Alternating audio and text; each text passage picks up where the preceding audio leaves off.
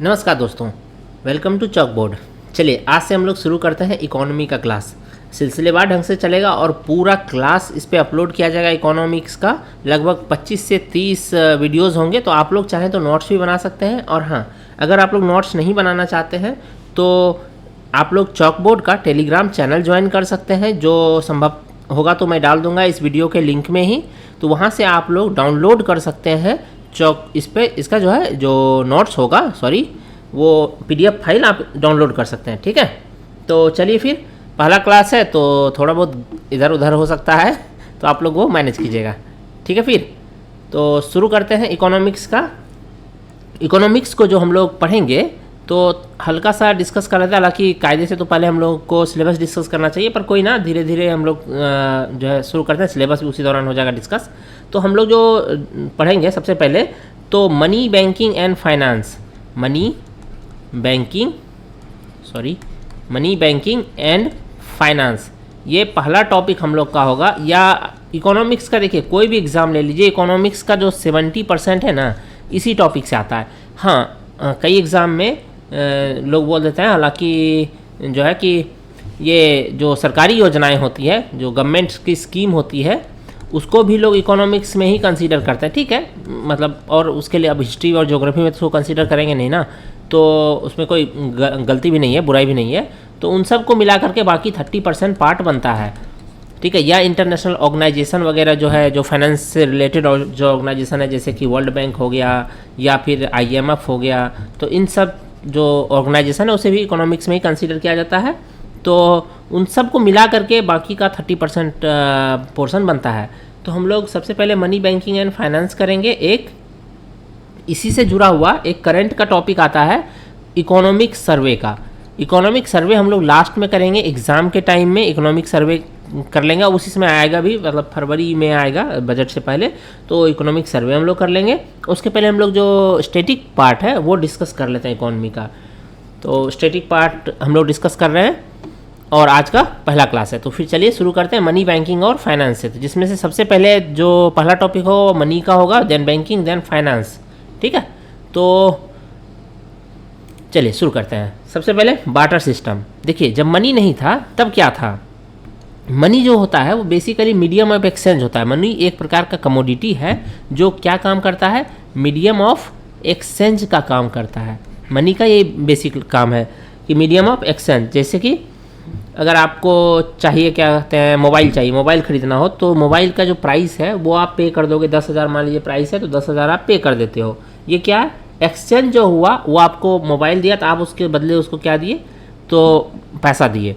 ये दरअसल इसका इवॉल्व बार्टर सिस्टम से ही हुआ था। बार्टर सिस्टम में क्या होता था कि यहाँ देखिए, जैसे फिगर है कि किसी को शर्ट चाहिए और किसी के पास बेचने के लिए सेब है, उसके पास सेब है, एक सेब वाला है, उसको शर्ट चाहिए, सेब और शर्ट वाले को सेब चाहिए। तो ये क्या करेगा, शर्ट जो बनाता है वो जो है शर्ट देगा, और सेब जो उपजाता है वो शर्ट बनाने वाले को सेब दे देगा। बट बार्टर सिस्टम का जो ड्रॉबैक्स है वो हम लोग देखेंगे, इसी वजह से तो मनी का इवॉल्व हुआ। तो इसमें जो है क्या कहते हैं, अभी अगर यदि मान लीजिए ये एक्सचेंज होता है तो कैसे एक्सचेंज होगा, तो शर्ट की प्राइस निकाल ली जाएगी क्या है, और कैसे जो शर्ट है, और सेब की प्राइस निकाल ली जाएगी कि सेब कैसे किलो है, और उतना रुपया निकाल करके, मान लीजिए सेब का प्राइस हुआ कि 100 रुपये kg है और शर्ट का प्राइस निकला 200 रुपये, कि ये शर्ट जो है 200 रुपये का है, तो एक शर्ट के बदले कितना सेब दिया जाएगा, 2 kg दिया जाएगा। तो ये क्या है, मीडियम ऑफ एक्सचेंज में मनी जो है कार्य करता है, मीडियम ऑफ एक्सचेंज का। बट जब मनी था ही नहीं तब मीडियम ऑफ एक्सचेंज कैसे होता था, तब होता था बार्टर सिस्टम के थ्रू। बार्टर सिस्टम में क्या होता था कि जिस व्यक्ति को जो सामान चाहिए था और उसके बदले उसके पास जो सामान देने को था वो ले करके जाता था। जैसे शर्ट वाला को सेब चाहिए, या सेब बनाने वाले, उपजाने वाले किसान को शर्ट चाहिए, तो ये अपना सेब ले करके ऐसे व्यक्ति की तलाश करता था जो सेब के बदले शर्ट उसे दे दे। और इससे क्या होता था कि सेब जो है जब मिल जाता था तो सेब उसे थमा देता था शर्ट बनाने वाले को, और शर्ट बनाने वाले से सेब ले लेता था। ठीक है, परिभाषा भी है बार्टर सिस्टम का कि ट्रेडिंग गुड्स और सर्विसेज बिटवीन 2 और more parties without the use of money. ये बार्टर सिस्टम है। गुड्स और सर्विसेज, सर्विसेज जैसे मतलब किसी धोबी से कपड़ा धुलवाना हो या नाई से बाल कटवाना हो, तो बाल कटवा लिया उस किसान ने, और उसके बदले क्या किया, आधा kg सेब दे दिया। तो तो ये क्या है, सर्विसेज के बदले जो उसे दिया गया पैसे के बदले, क्योंकि पैसा तो है नहीं, बार्टर सिस्टम चल रहा है तो सेब दे दिया गया, ठीक है। तो ये दरअसल बार्टर सिस्टम है। यही चीज़ पैसे के इवोल्यूशन से पहले, मनी के इवोल्यूशन से पहले यही चीज़ चलता था, ठीक है। अगर स्पीड तेज़ होगा तो आप लोग कमेंट सेक्शन में बताइएगा, मैं स्पीड को थोड़ा स्लो कर दूंगा, ठीक है। वैसे स्टार्टिंग क्लास है तो थोड़ा सा हो सकता है डिस्टर्बेंस, स्लो, थोड़ा तेज़ आवाज़ या फिर धीमा, थोड़ा धीरे धीरे ठीक हो जाएगा, ठीक है। तो अब बार्टर सिस्टम चल ही रहा था, बार्टर सिस्टम में समस्या क्या आया, तो समस्या देख लेते हैं बार्टर सिस्टम में क्या आया। तो ये ड्रॉबैक्स है बार्टर सिस्टम का। कुछ बार्टर सिस्टम में प्रॉब्लम ये था कि डबल कोइंसिडेंस ऑफ वांट्स, ये सवाल आ चुका है कि बार्टर सिस्टम की समस्या। डबल कोइंसिडेंस ऑफ वांट्स का मतलब कि जो सट बनाने वाला व्यक्ति है और जो सेब उपजाने वाला व्यक्ति है, अगर इस सेब उपजाने वाले व्यक्ति को सट चाहिए, लेकिन ये सट वाले बनाने वाले व्यक्ति के पास आता है कि आप हमको सट दे दो, लेकिन सट बनाने वाले को सेब चाहिए ही नहीं। इसे क्या चाहिए, इसे मान लीजिए क्या चाहिए, इसे दाल चाहिए, ठीक है, पल्सेस चाहिए, चावल चाहिए। तो फिर ये क्या करेगा, अपना सट सेब उपजाने वाले किसान को तो नहीं देगा, फिर इसे उस व्यक्ति की तलाश करनी होगी, सेब उपजाने वाले व्यक्ति को, जो कि सट बुनता हो, सट बनाता हो, और उसको भी सट के बदले सेब ही चाहिए। या फिर इस सट जो बनाने वाला व्यक्ति है वो जब जाता है जिस व्यक्ति के पास, जिस किसान के पास दाल है, उस किसान के पास, तो ये किसान क्या बोलता है, नहीं मुझे दाल तो देना है, बेचना है, लेकिन इसके बदले मुझे सट नहीं चाहिए, इसके बदले मुझे दरअसल सेब चाहिए। अब समस्या देखिए यहाँ पे क्या आ गया कि इसके पास सेब नहीं है।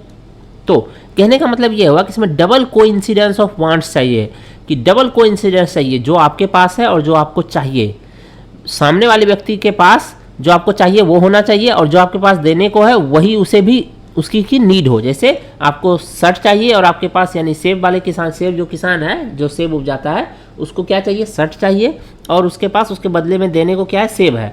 तो ठीक उसे वही व्यक्ति मिलना चाहिए जिसे नीड हो सेब की, और उसे चाहिए बदले में सट। आप खुद समझ सकते हैं कि ये कितना मुश्किल होता है इन चीज़ों को फाइंड करना। ये डबल कोइंसिडेंस ऑफ वांट्स जो सबसे बड़ा जो ड्रॉबैक है, सबसे बड़ी समस्या जो है बार्टर सिस्टम के साथ। दूसरा है हाई स्टोरेज कॉस्ट। इसमें स्टोरेज कॉस्ट बहुत हाई होता है। जैसे कि मान लीजिए 50 केजी सेब का उत्पादन हुआ, और 50 केजी सेब का जो कीमत है टोटल मिला करके 10,000 रुपया, मान लेते हैं अभी के लिए 10,000 रुपया 50 केजी सेब का कॉस्ट। तो किसान इस 50 केजी सेब को बेच करके 10,000 रुपया कितने भी समय तक स्टोर कर सकता है, लेकिन सेब को स्टोर करना फिर, और 10,000 लेकर के मार्केट में जा सकता है खरीदारी के लिए। इट मीन्स ये 50 किलो सेब के बराबर वैल्यू लेके जा रहा है, लेकिन सेब 50 किलो लेकर के घूम घूम के ग्राहक ढूंढना संभव नहीं होता है। तीसरा क्या, difficulty to carry forward once wealth. हाँ, ये क्या है, कैरी फॉरवर्ड नहीं किया जा सकता है फ्यूचर जनरेशन के लिए। जैसे सेब क्या है, सेब उपजाया किसान अभी, और 10,000 रुपये 50 केजी सेब उपजा, 10,000 रुपये में उस सेब को बेच दिया, और उस 10,000 रुपये को सेव करके अगले जनरेशन तक के लिए रख सकता है, अगले साल के लिए, 10 साल आगे के लिए, अगले जनरेशन तक के लिए रख सकता है उस सेब को, सॉरी सेब से मिले हुए उस वैल्यू को, पैसे को। लेकिन क्या सेब को रख सकता है क्या कि सेब आज उपजा दिए हैं, इसको हम 6 महीने बाद खाएंगे, या हमारा जो अगला जनरेशन है वो इसको यूज करेगा? ये संभव नहीं होगा। कैरी फॉरवर्ड नहीं कर सकते बार्टर सिस्टम में। No proper unit of account, ठीक है, fix price of product, price very. इसमें क्या होता है ना कि प्रॉपर एक, जैसे 10,000 की आज जो वैल्यू है वही कल भी होगी, वही परसों भी होगी, लेकिन सेब जैसे जैसे सेब जो है समय बढ़ता जाएगा टूटने के बाद, वैसे वैसे उसका कीमत घटता चला जाएगा, ठीक है। No standard deferred payment. इसमें डेफर्ड पेमेंट हम लोग पढ़ेंगे आगे, मनी का जब हम लोग क्या कहते हैं सेकेंडरी यूज पढ़ेंगे तो उसमें डेफर्ड पेमेंट के बारे में पढ़ेंगे। इसमें डेफर्ड पेमेंट संभव नहीं है। जैसे कि मान लेते हैं अभी के लिए आपने अपने दोस्त से 500 रुपये लिया, और उस 500 जब मांगा आपने तो उसने 100 रुपये के 5 नोट दिए। ध्यान से समझिएगा, 100 के 5 नोट दिए और कुल मिला के 500 दिए। अब जब आप उसे देने गए तो आप उसके पास ले रिटर्न करने गए, तो मान लीजिए आपका दोस्त है और 500 ही लौटा रहे हैं आप, कुछ महीने बाद आपको उस पर रेंट नहीं देना है, तो 50-50 के आप 10 नोट लेके गए, तो वो क्या करेगा, वो ले लेगा, एक्सेप्ट कर लेगा 500 रुपया। लेकिन अगर आप किसी से 100 रुपया, बार्टर सिस्टम चल रहा है, और 1 केजी सेब लिया आपने, 1 केजी क्या किया, सेब लिया। अब वापस जब आप लौटाने आएंगे तो क्या लौटाएंगे, 1 केजी सेब लौटाएंगे। तो वो ये कह सकता है ना, मेरे सेब ज़्यादा मीठे थे, तुम्हारे सेब कम मीठे हैं, ऐसा कह सकता है। मेरे सेब की गुणवत्ता अधिक थी, तुम्हारे सेब की गुणवत्ता कम है।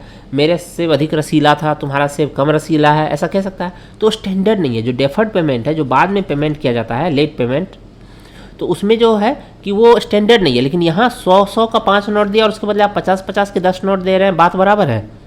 ठीक है। लैक ऑफ डिविजिबिलिटी, अभी क्या है, डिविजिबिलिटी जो है ये आसान है। जैसे पैसा है, चूँकि बीच में एक्सचेंज के मीडियम के रूप में, कि अगर 1 kg सेब है तो उसका क्या कीमत है मार्केट में, उस हिसाब से हम लोग तुलना कर सकते हैं एक शर्ट और सेब का बीच।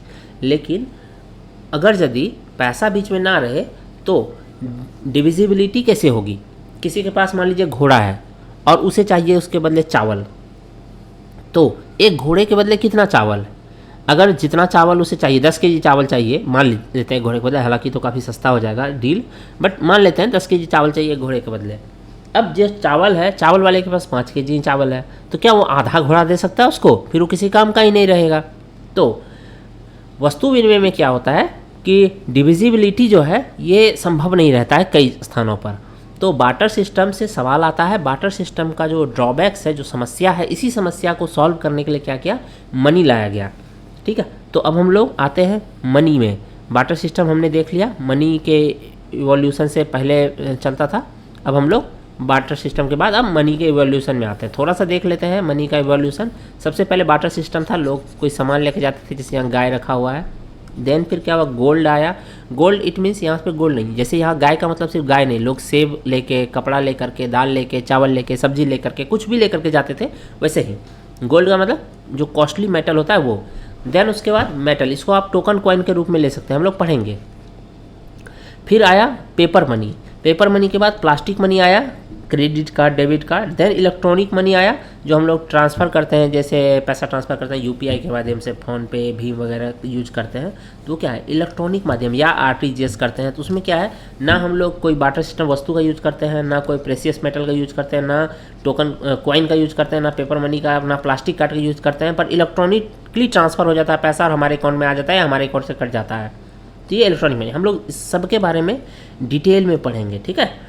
उसके बाद आता है क्रिप्टो करेंसी, जो अभी लेटेस्ट आप लोग देखें बिटकॉइन से शुरू हुआ है। 2008 के जो फाइनेंशियल क्राइसिस हुआ था, आर्थिक मंदी आया था, उसके बाद क्रिप्टो करेंसी आया। तो अब तो खैर बिटकॉइन की जगह पे कई सारे, बिटकॉइन तो चल ही रहा है, बट बिटकॉइन की जगह पे कई इथेरियम है, डोजी कॉइन है, बनी टोकन है, ठीक है, लक्ष्मी कॉइन है, कई सारा क्रिप्टो करेंसी आ गया। सबको सम्मिलित रूप से क्रिप्टो करेंसी कहते हैं, उसके बारे में पढ़ेंगे। तो ये मनी का इवोल्यूशन है। हम लोगों ने बार्टर सिस्टम देख लिया। बार्टर सिस्टम से इतना सफिशिएंट होता है, अगर बार्टर सिस्टम आप समझते हैं तो इतना सफिशिएंट होता है बार्टर सिस्टम समझने के लिए। आप प्रीवियस ईयर का कोई भी क्वेश्चन उठा के देख लीजिए, अगर बार्टर सिस्टम से आया है तो देखेंगे इतने से डिस्कशन से आपका काम चल जाएगा। ठीक है। फिर अब चलिए मनी का इवोल्यूशन देख लिया, इसको डिटेल में हम लोग पढ़ेंगे, सारे जो इवोल्यूशन है इस डिटेल में सबको पढ़ेंगे। ठीक है। तो अब हम लोग देखते हैं फंक्शन ऑफ मनी। जब मनी आ गया, बार्टर सिस्टम में समस्या थी, तो इसके लिए हमने क्या किया, मनी जो है लेकर के आए। तो मनी का कार्य क्या है? मनी के कार्य को कई भागों में बांटा जाता है। 3 भाग प्रमुख है, आपको कहीं 3 जगह ही मिलेंगे, प्राइमरी, सेकेंडरी और कंटिजेंट। कहीं सेकेंडरी को सप्लीमेंट्री भी बोल दिया जाता है। क्यों? क्योंकि प्राइमरी फंक्शन यही 2 फंक्शन है, इसी दोनों फंक्शन से बाकी सारे जो इसी दोनों फंक्शन को ये सप्लीमेंट करता है। सेकेंडरी फंक्शन या सप्लीमेंट्री फंक्शन क्या कहते हैं, सप्लीमेंट करता है। और कंटिजेंट जो फंक्शन है ये दरअसल इकोनॉमी का जो स्टेटस है, विकसित है, विकासशील है, अभी जो है गरीब है, उससे तय होता है एक कंटिजेंट फंक्शन। जैसे जैसे इकोनॉमी डेवलप होता है वैसे वैसे मनी के कंटिजेंट फंक्शन में वृद्धि होती चली जाती है। ठीक है।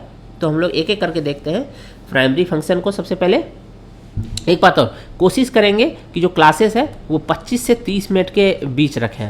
ठीक है। तो क्लासेस की संख्या बढ़ सकती है, बट आपको टोटल क्लास यूट्यूब पे मिलेगा इकोनॉमी का, और शॉर्ट एंड क्रिस्प मिलेगा। ऐसा नहीं है कि आपको 100 घंटे का क्लास करना है, इतना ये नहीं है।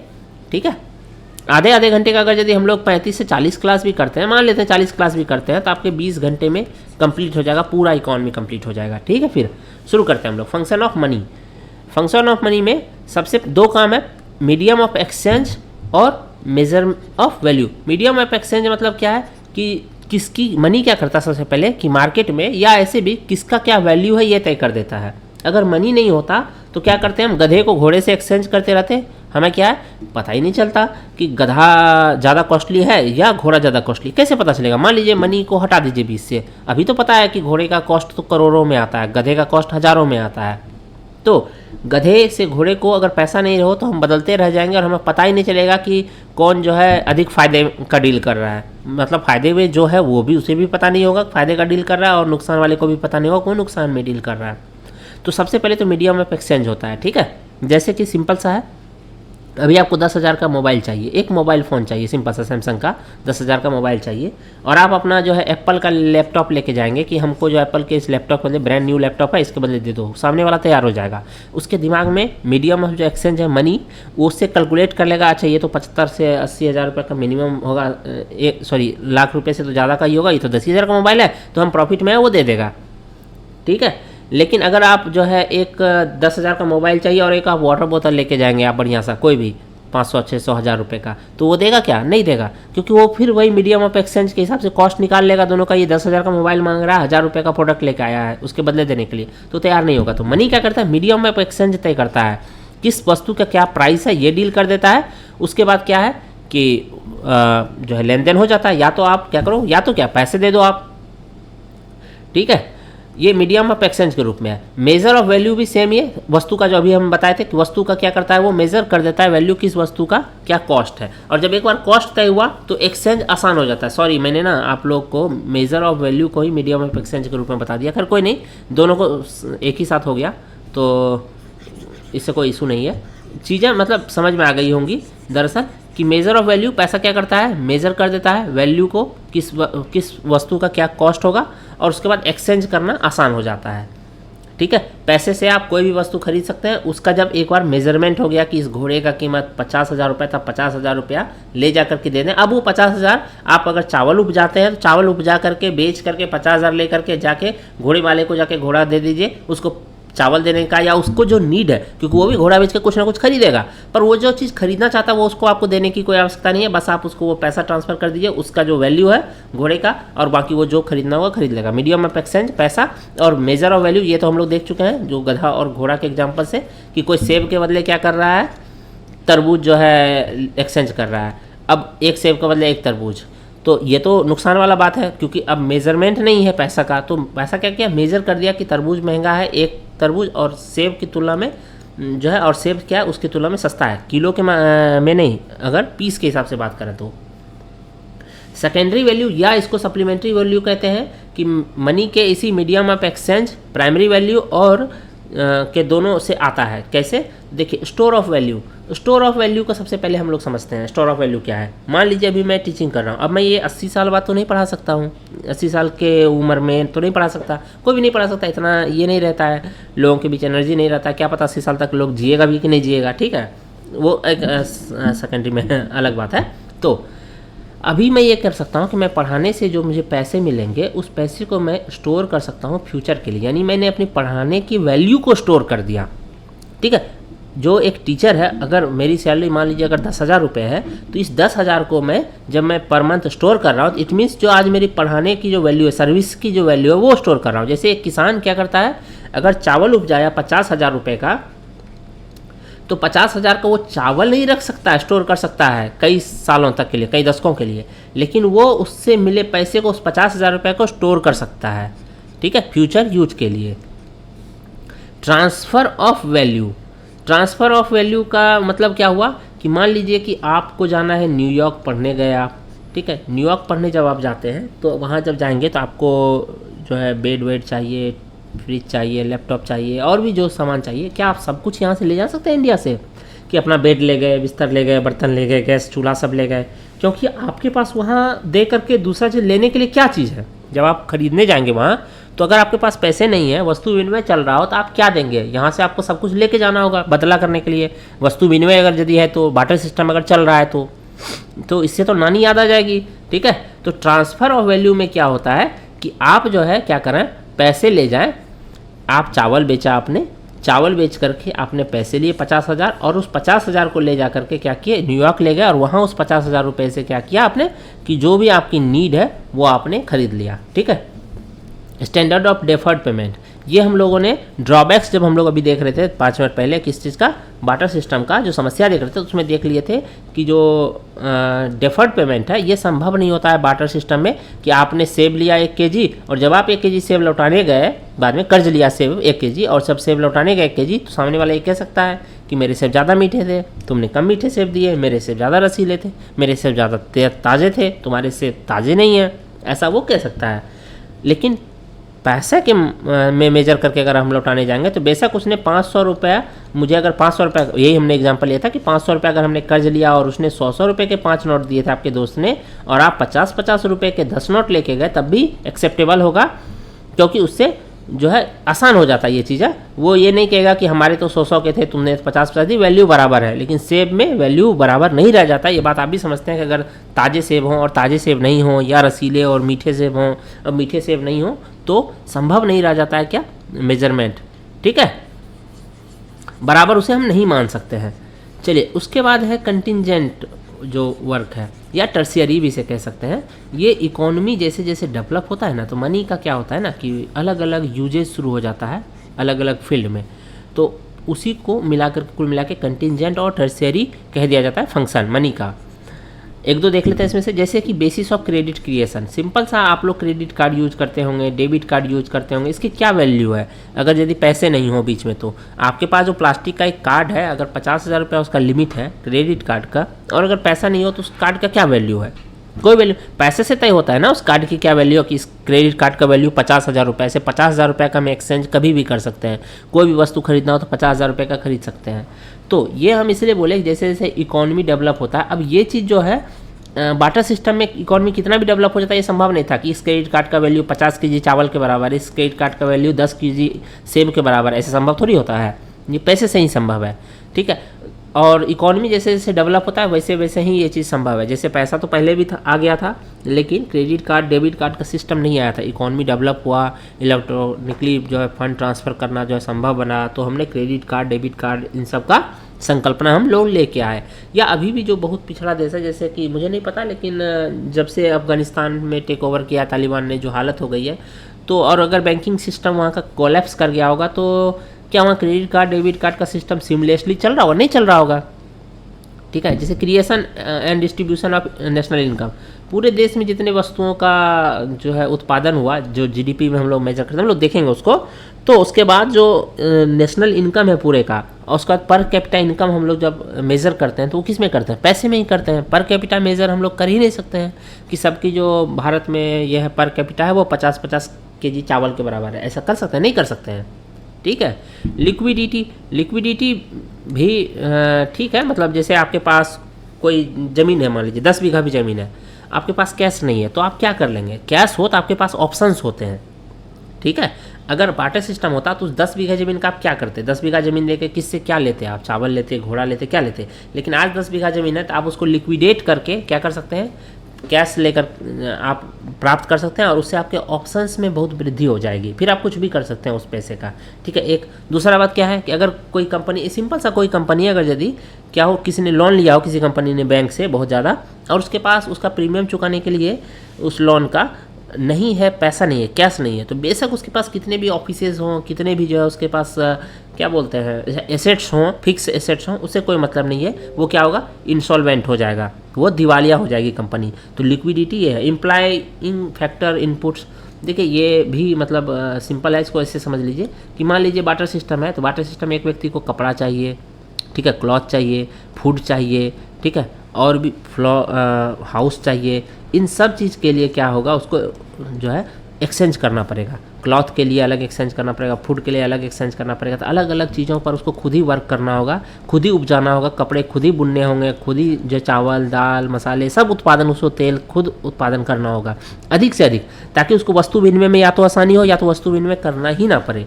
तो ऐसे में अगर उस व्यक्ति का बहुत अच्छा पॉटरी बनाने में, मान लीजिए पॉटरी बनाने में उसकी का जो क्वालिटी है बहुत अच्छा, या अगर वो बहुत अच्छा फ्लूट बजा सकता है, बहुत अच्छा, उससे अच्छा दुनिया में कोई फ्लूट नहीं बजा सकता है, पर क्या वो फ्लूट बजा करके बार्टर सिस्टम में अपना घर चला सकता है? नहीं चला सकता। लेकिन अभी क्या है, जब पैसा आ गया है तो वो फ्लूट बजाने की इस क्वालिटी के लिए वो चार्ज कर सकता है, और वो चार्ज करेगा पर घंटे का। अगर कोई कॉन्सर्ट में जाता है तो 1 घंटे का वो 10,000 रुपये चार्ज करेगा, और उस 10,000 को लेने के बाद वो फिर बाकी चीज़ें वो खरीद सकता है। तो ये इम्प्लाइंग फैक्टर कि आप स्पेशलाइजेशन हो सकते हैं, ठीक है, वर्क में। फंक्शन ऑफ मनी जो है यह है जो कंटिजेंट फंक्शन में इसे रखा गया है। तो ठीक है, फिर फंक्शन ऑफ मनी हम लोगों ने ठीक से समझ लिया, आई होप। अगर यदि कहीं प्रॉब्लम हुआ हो तो आप लोग इसको दोबारा से रिपीट करके सुन सकते हैं। एक दूसरी बात है क्या कि आप लोग कमेंट सेक्शन में जो भी किसी भी तरह का कोई डाउट्स होगा तो वो आप लिख सकते हैं कमेंट सेक्शन में। इससे क्या होगा कि हम लोग डाउट सेशन में या अगले क्लास में हम उस डाउट को क्लियर कर देंगे, और होगा संभव तो हम लोग डाउट सेशन रख लेंगे, ठीक है। कोई बीच बीच में 10-15 मिनट जैसे भी आप लोग के कमेंट होंगे, ठीक है। अब आगे बढ़ते हैं हम लोग इवोल्यूशन ऑफ मनी में हमने देखा था बाटर सिस्टम के बाद जब पैसा आ गया, मनी आ गया, तो का इवोल्यूशन हुआ। तो सबसे पहले हमारे पास क्या आया, प्रेशियस मेटल के रूप में हम लोग पैसे को इस्तेमाल करना शुरू किए। क्यों शुरू किए प्रेशियस मेटल के रूप में? क्योंकि देखिए, जब आज से मतलब 1000 साल पहले या 1000 साल पहले या 1500 साल पहले क्या होता था, जैसे रोमन्स के साथ हमारा व्यापार है, मान लीजिए यूरोप के साथ व्यापार है, यूरोप आए भारत में, उन्होंने अपने वस्तुएं खरीदी और उसके बदले वो पैसे दे रहे थे। जो रोमन साम्राज्य में जो पैसा चल रहा है उसका वैल्यू भारत में नहीं है। भारत में किस चीज़ का वैल्यू हो सकता है फिर? तो फिर वो क्या करता था कि प्रेशियस मेटल देके जाता था, गोल्ड देके गया, सिल्वर देके गया। तो शुरुआत में जब मनी आया एक्सचेंज के रूप में, मीडियम ऑफ एक्सचेंज के रूप में, तो लोग प्रेशियस मेटल का ही यूज करते थे। धीरे धीरे जब इकॉनमी बढ़ा तो प्रेशियस मेटल अब ये तो लिमिटेड है, तो इससे क्या हुआ कि जो लेस प्रेशियस मेटल था, जैसे स्टील का या लोहे का या तांबे का, ऐसा कुछ काइंड ऑफ समझिए, उसका जो है बनने लगा सिक्का। जब उसका बनने लगा तो उसका वैल्यू कम रहता था, ठीक है। अभी भी हम लोग जो यूज करते हैं 10 रुपये 20 रुपये का सिक्का, वो क्या है, वो गोल्ड या सिल्वर का नहीं है। तो इसी चीज़ को हम लोग समझते हैं कि इस पे 2 टर्म डेवलप हुआ। फिर हमारे पास 2 तरह के कॉइन आ गए, एक कॉइन जो प्रेशियस मेटल से बना था और एक जो प्रेशियस मेटल से नहीं बना था, ठीक है। तो इन दोनों को मिलाकर के 2 टर्म डेवलप हुआ। उस दोनों टर्म को देखते हैं, या काइंड ऑफ ये मेटालिक मनी हुआ। दोनों क्या है, मेटल में बना है तो ये मेटालिक मनी हुआ। तो मेटालिक मनी को हम लोग देखते हैं। अब मेटालिक मनी क्या है, मेटालिक मनी में को 2 टाइप में बांटते हैं। एक होता है फुल बॉडीड कॉइन, दूसरा होता है टोकन कॉइन। अब फुल बॉडीड कॉइन क्या होता है, टोकन कॉइन क्या होता है, समझ लेते हैं। क्वेश्चन 1-2 बार आया हुआ है फुल बॉडीड कॉइन पर, ठीक है। फुल बॉडीड कॉइन क्या, यहाँ मान लीजिए ये 1 रुपये का सिक्का है, और ये किसका बना है, ये बना है गोल्ड का। और अभी जो हमारे पास 1 रुपये का सिक्का है, ये बना है मान लीजिए किसका, तो स्टील का बना है, ठीक, स्टील का बना है। अब एक बात हमको बताइए, दोनों पर 1 रुपये लिखे हुए हैं, 1 रुपये दोनों पर अंकित है क्या, 1 रुपया ही। यहाँ भी देखिए जैसे 1 रुपी लिखा हुआ है, यहाँ भी 1 रुपी लिखा हुआ है, रुपया 1 लिखा हुआ है। ये अंग्रेज के ज़माने का है। तो ऐसे मान लीजिए अभी कि ये चांदी का है, ठीक है। अभी के लिए मान लीजिए ये चांदी का, गोल्ड का नहीं है, ये मान लीजिए सिल्वर का, देखने में सिल्वर लग रहा है, और ये स्टील का है। अब आप समझिए बात को। अब आप दोनों को मार्केट में ले जाएंगे, जब वो दुकानदार देखेगा तो 1 रुपया दोनों का वैल्यू बराबर है। लेकिन अगर वो देखेगा कि ये तो चांदी का है, तो वो क्या करेगा, इसको 1 रुपये के रूप में ना यूज करके, या आप इसको 1 रुपये के ना रूप में यूज करके, इसको मान लीजिए घिस के मिटा दें, या इसको जो है क्या करें, मेल्ट कर दें, पिघला दें, और उसके बाद इसको चांदी बोल करके बेच दें, चांदी है ये, और चांदी है भी ये, तब इसकी वैल्यू क्या होगी, मान लेते हैं तब ये मिल जाएगा 500 रुपये में। लेकिन इसको भी उसी तरह से अगर मेल्ट करके जाए बेचने के लिए, तो इसका 0.25 भी ना दे, क्योंकि ये स्टील है और ये बहुत थोड़ा सा मात्रा है, ठीक है। तो इसका मतलब है कि ये जो 1 रुपया इसके ऊपर लिखा हुआ है, इसकी वैल्यू ज़्यादा है इस मेटल की वैल्यू से। जिस मेटल से ये बना है उस मेटल से ज़्यादा वैल्यू इस पर लिखे हुए अंकित वैल्यू का जो है, जो इस पर नोट किया, उसका ज़्यादा कॉस्ट है। लेकिन यहाँ क्या है, इस पर भी 1 रुपया लिखा हुआ है, लेकिन इसका वैल्यू कम है इस मेटल की वैल्यू से। तो फुल बॉडीड कॉइन उस कॉइन को कहते हैं जिस पर जो अंकित मूल्य है वो कम है, और उसका इंट्रिंसिक वैल्यू, जो उस मेटल का वैल्यू है, जितना मात्रा में उस मेटल का यूज करके बनाया गया, उसकी वैल्यू ज़्यादा हो। तो यानी इंट्रिंसिक वैल्यू अगर ज़्यादा है अंकित वैल्यू से, अंकित मूल्य से, जो उस पर लिखा हुआ है जितने रुपए का वो है, तो वो क्या हो जाएगा, फुल बॉडीड कॉइन हो जाएगा। और अगर इंट्रिंसिक वैल्यू कम है, इंट्रिंसिक वैल्यू क्या है, कम है, और अंकित मूल्य अधिक है, तो वो क्या हो जाएगा, वो हो जाएगा टोकन कॉइन। तो अभी वर्तमान में जो हमारे पास जितने भी कॉइन चलते हैं वो टोकन कॉइन ही चलते हैं, ठीक है। अब फुल बॉडीड कॉइन कोई नहीं चलता है। अगर फुल बॉडीड कॉइन अभी चलने लगे तो लोग उसको टोकन कॉइन के रूप में क्यों यूज करेगा, उसको मीडियम ऑफ एक्सचेंज के रूप में क्यों यूज करेगा। फिर उसको लोग पिघला पिघला के सोना और चांदी घर में जमा नहीं करने लगेंगे अगर एक सोने का सिक्का शुरू कर दिया जाए तो, ठीक है। पर पहले चलता था मौर्य साम्राज्य में से लेकर के गुप्ता या फिर मुगल एम्पायर के समय चलता था, चांदी के सिक्के चलते थे, सोने के सिक्के चलते थे। बट जो टोकन कॉइन है, टोकन कॉइन भारत में सबसे पहले आप लोगों को पता है तुगलक, मोहम्मद बिन तुगलक है, ये तो हिस्ट्री का पार्ट हो गया, बट ठीक है जानने के लिए, मोहम्मद बिन तुगलक ने शुरू किया था टोकन कॉइन को, और अभी वर्तमान में टोकन कॉइन ही चल रहा है। अभी जो 100 रुपये का कागज़ का नोट देखते हैं हम लोग, वो कागज़ का नोट भी एक तरह से टोकन मुद्रा ही है, बस कॉइन नहीं है, वो पेपर मनी है, पर वो है टोकन ही। अगर मान लीजिए किसी कारणवश उस पर ब्लैक इंक दोनों तरफ चला गया, अब उस पर जो 100 रुपये लिखा हुआ वो मिट गया, सब कुछ खत्म हो गया, तब उसकी क्या वैल्यू है? उस पेपर की कोई वैल्यू नहीं है, ठीक है। तो क्या है इसका मतलब, क्या है कि वो उसके ऊपर जो अंकित मूल्य है वो उसके इंट्रिंसिक वैल्यू का से कहीं ज़्यादा है। ठीक वैसे ही यहाँ पे तो आप लोग फुल बॉडीड कॉइन और टोकन कॉइन को ठीक से अंडरस्टैंड कर पाए होंगे, आई होप की। ओके, आगे बढ़ते हैं। अब अगला एक और टर्म आता है, इस टर्म को करने के बाद आज का क्लास हम लोग यहीं ओवर करते हैं, फिर हम लोग अगले क्लास में करेंगे, ठीक है।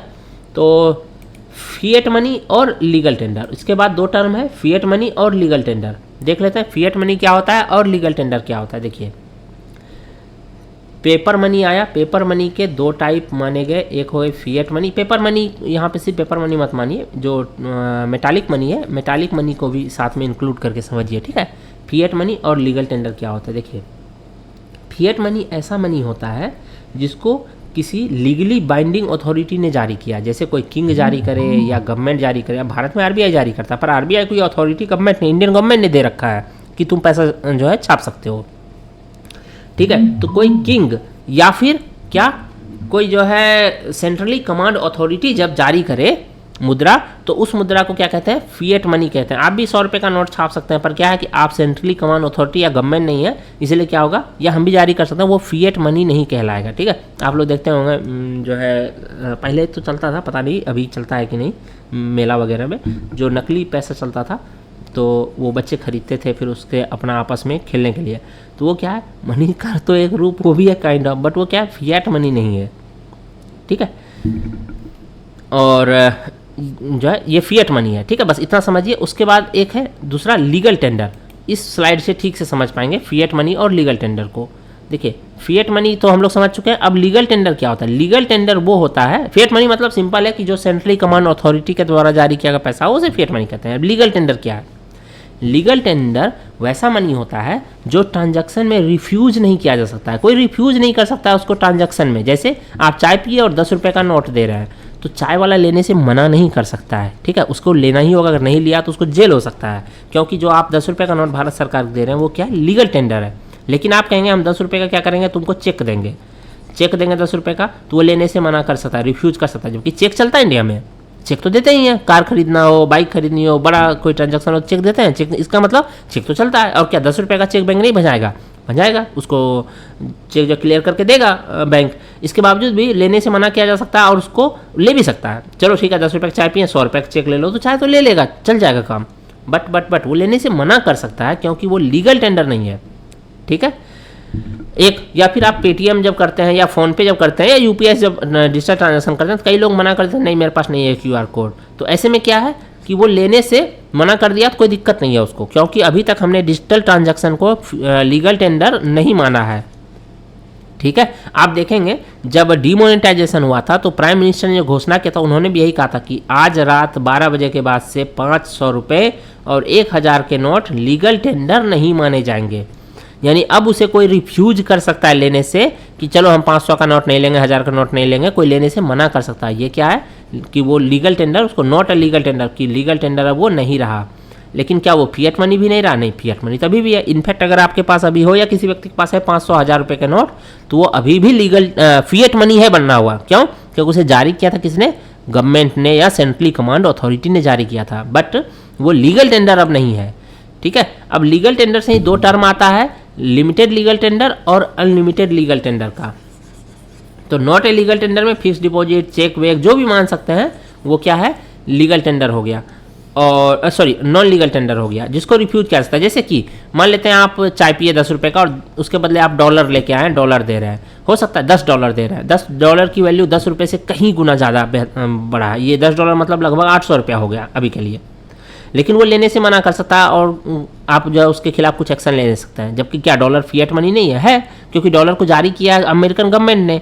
और हम लोग अभी फिएट मनी का क्या एग्जांपल देख रहे थे कि फिएट मनी वो मनी है जिसे किसी गवर्नमेंट ने या किंग ने या सेंट्रली कमांड अथॉरिटी ने जारी किया है। तो कायदे से डॉलर एक फिएट मनी तो है, पर इंडिया में ये लीगल टेंडर नहीं है। हाँ, यूएस में इसे लेने से मना फिर नहीं कर सकता है कोई भी।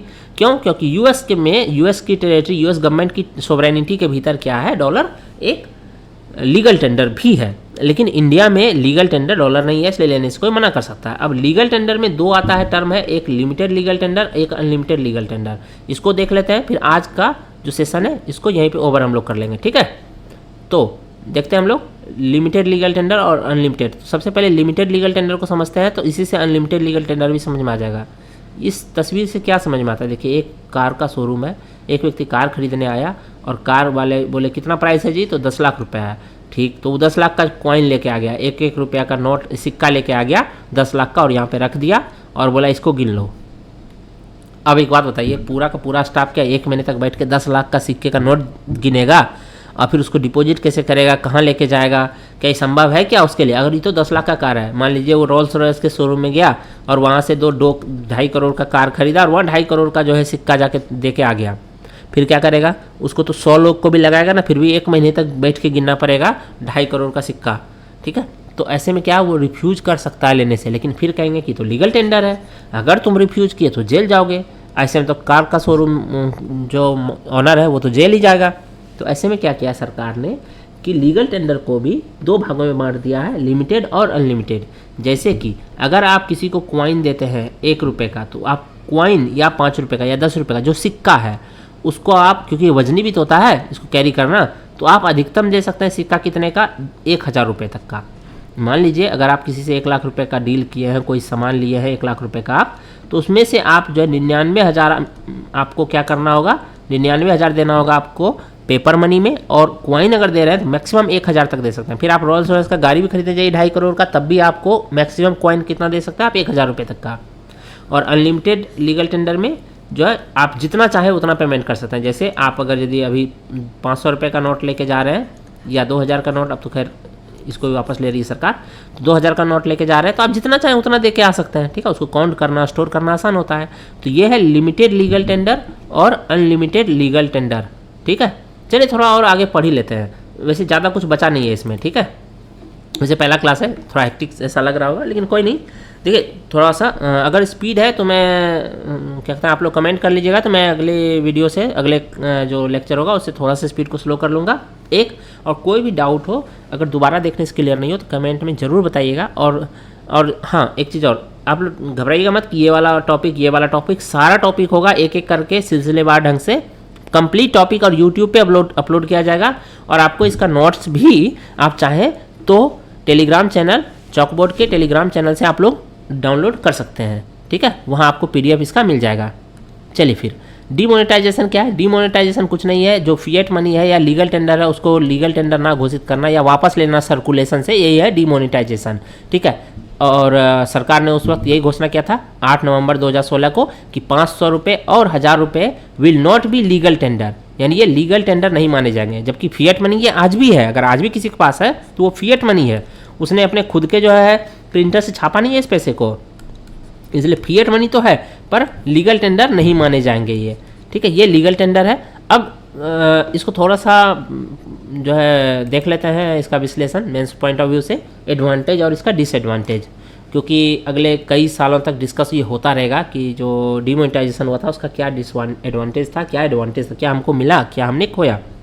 तो एडवांटेज देखिए, सबसे पहले तो एडवांटेज ही देख लेते हैं, इसी से डिसएडवांटेज भी समझ में आ जाएगा। एडवांटेज में जैसे है कि हमने क्रिमिनल एक्टिविटी को कंट्रोल किया। आप लोग देखे होंगे कि जो पत्थरबाजी है वो बंद हो गया था कश्मीर में। वो पत्थरबाजी सिर्फ और सिर्फ अपने जो क्या बोलते हैं हुकूक की लड़ाई के लिए नहीं है, आज़ादी की लड़ाई के लिए नहीं है, बल्कि वो एक इकॉनमी भी है, ठीक है।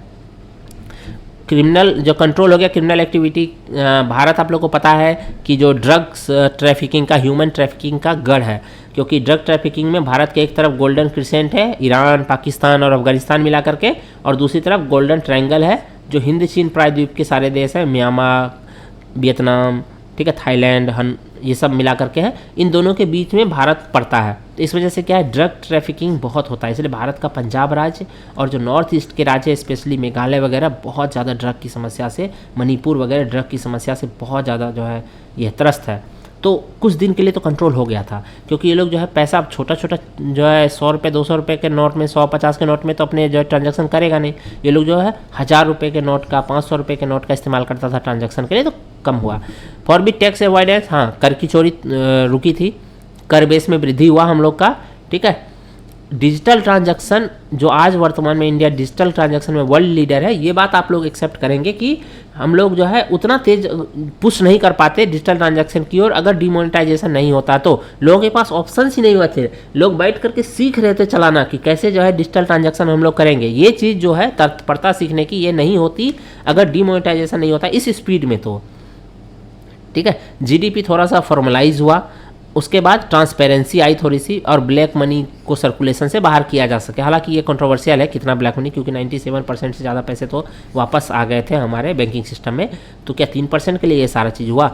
तो ये तो इवन 97% से ज़्यादा, ठीक है। तो ब्लैक मनी पे थोड़ा सा ये, बट हाँ लिखने के लिए हम लोग यूज कर सकते हैं, ब्लैक मनी पे थोड़ा सा कंट्रोल तो हुआ। डिसएडवांटेज क्या है, ठीक है, तो इलीगल एक्टिविटी जो है पूरी तरह से स्टॉप नहीं हो पाया, ठीक है। इस पर नए करेंसी का जो छापने का एक्सपेंसेस वो बहुत ज़्यादा था आरबीआई का, क्योंकि सब कुछ नया रूप से छापना था, ठीक है।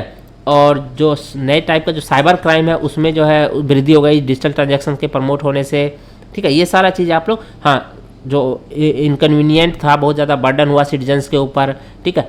इनफैक्ट सुप्रीम कोर्ट ने भी एक बार टिप्पणी की थी कि आप जो नए नए टाइप के जो हम, जैसे 100 रुपये का नोट है, आप देखे होंगे कि 100 रुपये का जो नोट है वो उसका कलर चेंज हो गया है, मतलब उसको वापस नहीं लिया गया है। ऐसा नहीं है कि 100 रुपये को जो है लीगल टेंडर से बाहर कर दिया लिस्ट से, वो पुराने वाले 100 रुपये भी चल रहे हैं और नए वाले कलरफुल 100 रुपये भी आ गए हैं। तो उससे क्या होता है ना कि लोगों में कन्फ्यूज़न होता है, ठीक है। खास करके जो कम पढ़े लिखे या जो अवेयर जो कम्युनिटी नहीं है, या फिर जो अवेयर लोग नहीं हैं, बुजुर्ग लोग हैं, उनके बीच थोड़ा कन्फ्यूज़न होता है। तो सुप्रीम कोर्ट ने कहा कि जब आप इसको वापस नहीं लियो मार्केट से, तो फिर आपको नए नोट छापने की क्या ज़रूरत है, ठीक है। तो बर्डन तो बढ़ा ही है, ठीक है। फिर एक और डिमोनेटाइजेशन को हम लोग आई थिंक कि समझ पाए हैं ठीक से। अब हम लोग लास्ट टॉपिक आज का देख लेते हैं, व्हाट इज रीडिनोमिनेशन। एक तो डिमोनेटाइजेशन था, एक रीडिनोमिनेशन है। रीडिनोमिनेशन इंटरेस्टिंग है थोड़ा सा। इसमें होता क्या है, जैसे जहाँ महंगाई बहुत ज़्यादा बढ़ गई है, 10-10 हज़ार % बढ़ गई है महंगाई, ठीक है। जैसे ईरान में, ईरान परफेक्ट एग्जांपल है। तो वहाँ क्या है कि आप जो है 1 लाख, ईरान का जो मुद्रा है रियाल, 1 लाख लेकर के जब जाएंगे रियाल, तो आपको मिलेंगे कितने, 1 दर्जन केले, 1 दर्जन बनाना मिलेगा आपको। ऐसे में आप सोच के देखिए कि, या देखिए यहाँ लिखा हुआ 1 लाख में 1 ब्रेड आपको मिलेगा। तो इसलिए इन्होंने क्या किया ना कि एक नई मुद्रा तोमान लेकर आए, वो एक नई मुद्रा लेके आए, तोमान लेके आए, और तोमान में क्या किया कि 1 लाख तोमान के बदले, रियाल के बदले 100 तोमान मिलेगा आपको, कि आप 1 लाख रियाल लेकर के आओ और 100 तोमान लेकर के जाओ। अब इससे क्या होगा कि महंगाई में कमी नहीं आएगी। अभी क्या, अब ब्रेड जो है 1 लाख में 1 ब्रेड मिलता था, अब 100 तोमान में 1 ब्रेड मिलेगा। बात तो वही है, लेकिन कैरी करना पैसे को आसान हो जाएगा। आप समझिए कि अगर यदि सिर्फ अब 1 ब्रेड खरीदें तो लोग जाएगा नहीं, ब्रेड वगैरह, बटर वगैरह और भी घर के सारे ग्रोसरी आइटम खरीदने जाएगा। तो सोच के देखिए कि 1-1 करोड़ रुपए लेके जाएगा ग्रोसरी आइटम खरीदने, सब्जी खरीदने के लिए गया तो 10-15 लाख रुपए लेके जा रहा है। अब ऐसे क्या है कि आराम से 2-3 हज़ार तोमान लेके गया तो सारा काम हो जाएगा। तो बेसिकली क्या है कि इसमें डिमोनेटाइजेशन जैसा कुछ नहीं है। रीडिनोमिनेशन में पुराना मुद्रा भी चल रहा है रियाल, लेकिन क्या है कि एक नई मुद्रा तोमान लॉन्च कर दिया गया कि भाई तुमको रियाल कैरी करना मुश्किल होता है। एक कैरी करना ही मुश्किल नहीं होता है, बल्कि इतने इतने पैसे छापने भी तो हैं सेंट्रल बैंक को, ईरान के सेंट्रल बैंक को, और पैसे छापने में भी तो समस्या होता है, उसमें भी तो खर्च होता है, पैसा बहुत खर्च होता है। समस्या क्या, पैसा खर्च होता है, फिर उसको डिस्ट्रीब्यूट करना होता है पूरे देश भर में। तो इससे क्या है, उनका भी कॉस्टिंग कम आएगा। बस यही चीज़ है कि लोगों को जो असुविधा है वो असुविधा ना हो, और जो प्रिंटिंग कॉस्ट है वो कम किया जा सके। रीडिनोमिनेशन से क्या होता है, महंगाई में कमी नहीं आती है कि महंगाई कमी हो गया। पहले 1 ब्रेड 1 लाख तोमान में आता था, अब 1 लाख तोमान के बदले 1 लाख रियाल में आता था, और 1 लाख रियाल के बदले क्या है 100 तोमान मिल रहा है, और 100 तोमान में फिर 100 तोमान के बदले 1 ब्रेड मिल रहा है। तो बात तो वही है घूम फिर करके, ठीक है। तो इससे क्या है, महंगाई में कोई फर्क नहीं पड़ रहा है, महंगाई वही का वही है। जैसे मैं इसे अगर दोबारा से लिख दूं कि 1 ब्रेड मिलता है कितने में, 1 लाख रियाल में, ठीक है, रियाल में। अब 1 लाख रियाल बराबर है 100 तोमान, और 100 तोमान बराबर है 1 ब्रेड। तो इसका मतलब है कि बात तो एक ही है, 1 लाख रियाल लेके आओ, 100 तोमान लेके जाओ, और 100 तोमान लेके आओ, फिर 1 ब्रेड लेके जाओ, या फिर रियाल में ब्रेड खरीदना है तो 1 लाख रियाल लेके जाओ। इससे बस ये होगा कि कन्वीनियंट हो जाएगा, 1 लाख लेके जाना और 100 लेके जाने में अंतर है ना, 100 रुपया कैरी करना और 1 लाख कैरी करने में अंतर है, सिंपल सा है। और उसको छापने में भी तो ज़्यादा कॉस्ट लगता है, तो प्रिंटिंग कॉस्ट बचाना और जनता की असुविधाएं कम करना, यही है रीडिनोमिनेशन। बस ठीक है, फिर आज के लिए हम लोग क्लासेस को यहीं पे रखते हैं, काफ़ी लंबा क्लासेस हो गया, कोई नहीं, इकॉनमी का और पूरा इकॉनमी होगा आप लोगों का 25 से 35 वीडियो मान के चलिए होगा। अगली क्लास में हम लोग क्या पढ़ने वाले हैं, हम लोग पढ़ने वाले हैं थोड़ा सा ब्लैक मनी का इशू देखेंगे, थोड़ा सा, सॉरी ब्लैक मनी नहीं, अभी ब्लैक मनी बोल रहे थे, बैंक मनी, डिजिटल पेमेंट और क्रिप्टो करेंसी मनी का टोटल कंप्लीट करेंगे, देन उसके बाद बैंकिंग शुरू करेंगे हम लोग। तो हम लोग अगले जो क्लासेस होगा उसमें बैंक मनी, डिजिटल पेमेंट और क्रिप्टो करेंसी के बारे में पढ़ेंगे, ठीक है। फिर थैंक यू।